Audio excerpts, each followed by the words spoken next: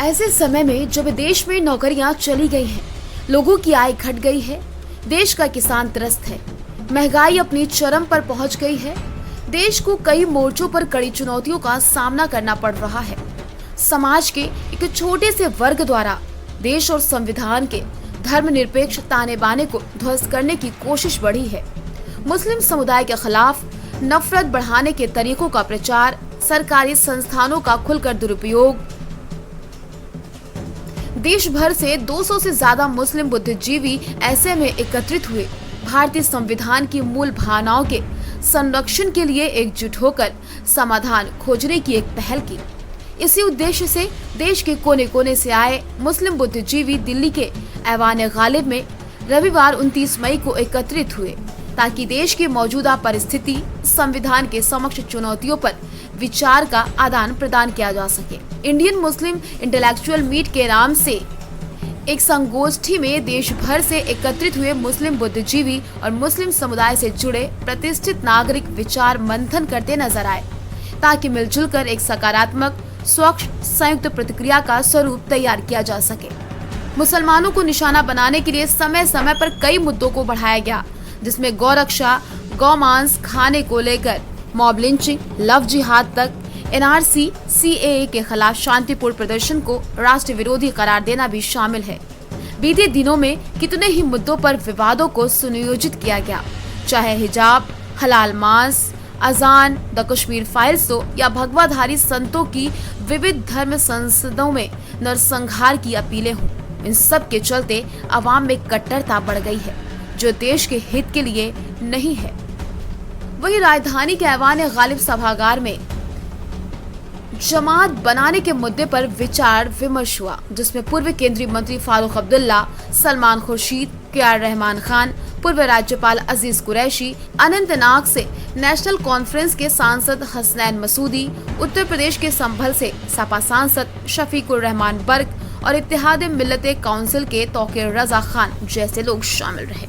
Intellectuals की तो आदत होती है बात करने की, लेकिन यहाँ सबने यहाँ कहा है कि there should be an action plan कि आप क्या करना चाहते हैं, क्या आपकी शिकायत है, किस कैसे आप उसको दूर करना चाहते हैं, आपस में डायलॉग कैसे करना चाहते हैं और कम्युनिटीज के साथ डायलॉग कैसे करना चाहते हैं। उसके लिए अच्छे सुझाव आए हैं।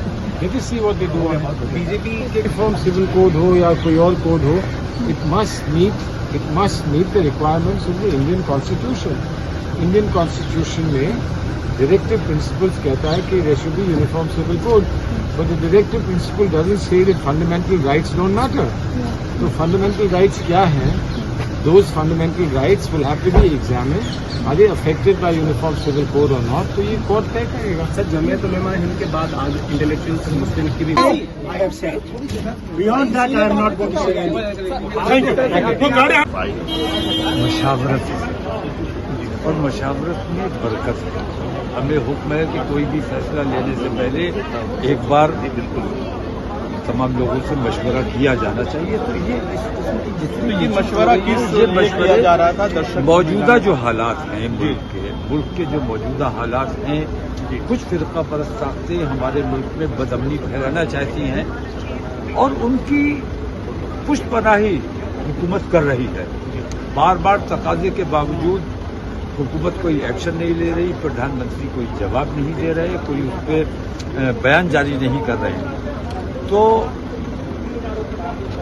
ये मशवरा हो रहा है कि अब इन हालात में मुसलमानों को, बल्कि मुसलमानों से ज़्यादा मैं ये देखता हूँ कि हमारे हमवतन हिंदू भाइयों में ज़्यादा बेचैनी है इन हालात को देखकर। जिस तरह से बेचैनी पूरे देश में बनी हुई है, आखिर एक्शन प्लान क्या है? बातें तो बहुत सारी अब तमाम लोगों से मशवरे हो रहे हैं, मुख्तलिफ आरा लोगों की आ रही है, लेकिन इंशाअल्लाह बहुत जल्द इत्तेफाक राय से क्या आप मानते हैं कि ये फैसला होगा कि हिंदुस्तान में गिर पैमाने पर जेल भरो आंदोलन चलाया जी, जिस तरह से अशांति का माहौल पैदा हुआ पूरे देश में, आप इसके पीछे क्या देख रहे हैं? किस वजह से ऐसा लगातार होता जा रहा है? इसके पीछे हिंदू राष्ट्र। तो आपने देखा कि हमारे साथ मौलाना तौकीर साहब थे, जो अपने बयान के लिए काफी सुर्खियों में रहे हैं।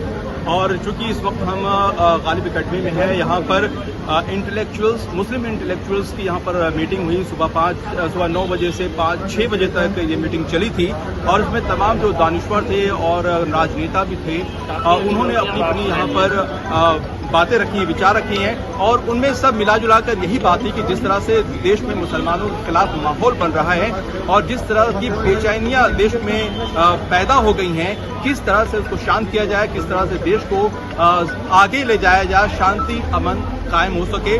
और इसी मकसद से देवबंद में भी तमाम उलेमा मौजूद है। वहां पर भी 3 दिवसीय जो वहां पर संगोष्ठी और मीटिंग चल रही है। और इसी के साथ हमने देखा कि किस तरह से यहाँ पे और भी जो लोग पूरे देश से इंटेलेक्चुअल्स यहाँ पर मौजूद थे और उन्होंने भी यहाँ पर अपने अपने विचार रखे हैं। हम आपको बता दें कि एनसीपी के चीफ फारूक अब्दुल्ला साहब भी यहाँ पर थे और उन्होंने भी यहाँ पर देश को किस तरह से बचाया जाए, देश में अमन कायम किस तरह से किया जाए, उस पर भी उन्होंने अपनी बातें रखी थी। और सलमान खुर्शीद साहब भी यहाँ पर मौजूद थे, उन्होंने भी किस तरह से माहौल को सही किया जा सकता है, देश में अमन शांति कायम किया जा सकता है, उसको लेकर यहाँ पर चर्चा की है। बहुत बहुत